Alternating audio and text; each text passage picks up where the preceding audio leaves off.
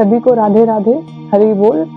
आज मैं इस वीडियो में बताने वाली हूँ कि समाज एक ऐसी धारणा बना के रखा है, मतलब अगर कोई लीडर हुआ है जैसे भीमराव अंबेडकर, तो उन्होंने जो बातें कह दी अब वो उसी पे लोग अंधविश्वासों की तरह चल पड़े। पहले उसमें रिसर्च तो करिए, कितना सही, क्या गलत, क्या नहीं, पूरा रिसर्च के बाद ही निर्णय ले। लेकिन इंडियंस को ये आदत नहीं है। इंडियंस ने सुन लिया कि हाँ, हमें वो देवी देवता को नहीं मानना है, तो वो नहीं मानेंगे। ये व्रत ये फास्ट हमें नहीं करना है, तो वो भी नहीं करेंगे। मतलब जो सुन लिया बस वही करने लगते हैं। गांधी जी और अंबेडकर के बीच इसको लेके कई बार विचार विमर्श और बहस भी हुआ, तो वो किस प्रकार थे आप सुनिए। गांधी जी अनटचेबिलिटी के विरोधी थे, लेकिन वे जाति व्यवस्था वर्ण सिस्टम को पूरी तरह खत्म नहीं करना चाहते थे।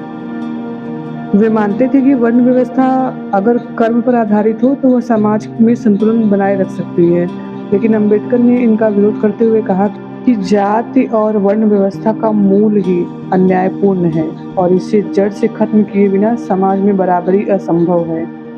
अंबेडकर भगवान या भक्ति के खिलाफ नहीं थे। जो लोग भगवान और भक्ति का नाम लेके दूसरों के साथ अन्याय करते थे वो उनके खिलाफ थे। इंडिया को छोड़ के किसी और कंट्रीज में इंडिया वाले क्यों जा रहे हैं? इसका कारण यहाँ पे लोग गंदगी, झूठ, छल ये सब तो करते हैं, चलो ठीक है, लेकिन यहाँ सबसे घटिया बात और बुरी बात ये है ना, यहाँ लोग धर्म जात के नाम पे लड़ रहे हैं। ब्राह्मण भी लड़ रहा है कि मैं ब्राह्मण हूँ, क्षत्रिय भी लड़ रहा है कि मैं क्षत्रिय हूँ, और शूद्र भी वैश्य भी सब अपने अपने कास्ट को सर्वोत्तम बता रहे हैं और इसी पे लड़ भी रहे हैं।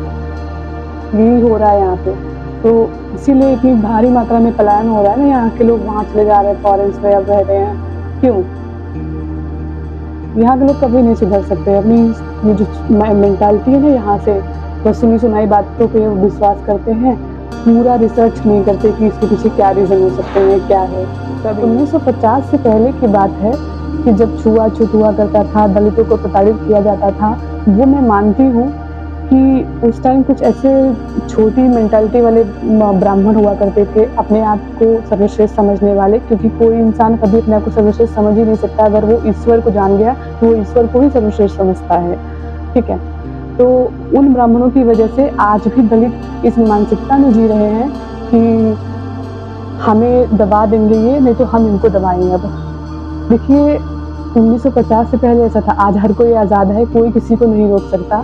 क्या दलित, क्या शूद्र, क्या वैश्य और क्या पंडित, कुछ भी कोई नहीं, सब एक बराबर हैं और भगवान की नज़र में भी सब एक बराबर हैं। ऐसा नहीं है कि सिर्फ संविधान में ऐसा कहता है, क्योंकि आप जानते नहीं हैं, या आप जानते भी होंगे इस बात को तो आप मानते नहीं हैं कि भगवान के मुख से ब्राह्मण की उत्पत्ति हुई और भुजाओं से क्षत्रिय की और गुदा से वैश्य की और चरणों से शूद्र की, तो चारों तो भगवान की संतानें हुई, तो छोटा बड़ा कोई नहीं है। तो इस मिथ में या इस विचारधारा में मत, तो अपने दिमाग से ये मिथ, ये विचारधारा निकाल दीजिए कि कोई छोटा है कोई बड़ा है और ऐसा भूतकाल में हुआ था, पंडितों ने हमारे साथ ऐसा किया था तो हम भी ऐसा करेंगे। ऐसा नहीं होता है। आपको समझना पड़ेगा कि कुछ लोग बुरे होते हैं, इसका मतलब ये नहीं कि हर कोई बुरा होता है, और जो भी भूतकाल में हुई थी वो एक परिस्थितियाँ अलग थी। आज तो सबको आज़ादी है, तो आज़ादी का दुरुपयोग ना करें।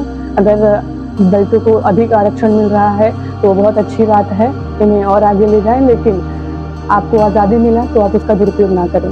बस इतना ही कहना चाहूँगी। श्री राधे।